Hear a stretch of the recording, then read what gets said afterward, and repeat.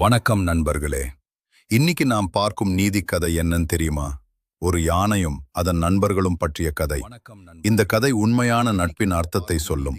ஒரு அடர்ந்த காட்டில் ஒரு யானை வாழ்ந்து வந்தது. அது தனிமையாக இருந்தது. அதற்கு நண்பர்கள் வேண்டும் என்று நினைத்தது.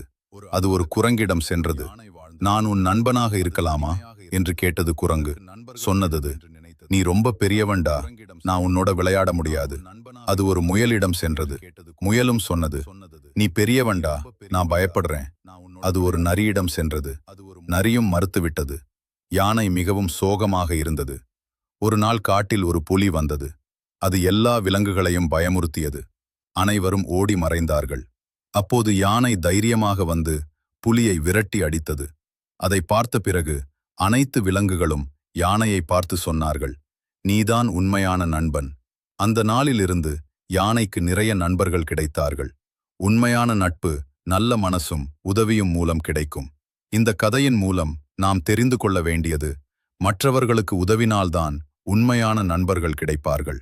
நண்பர்களே, இந்த கதை உங்களுக்கு பிடிச்சிருந்தா லைக் பண்ணுங்க. உங்க கருத்தை கமெண்ட்ல சொல்லுங்க. இன்னும் நல்ல கதைகளுக்கு சப்ஸ்கிரைப் பண்ணுங்க. கடைசி வரை பார்த்ததற்கு நன்றி.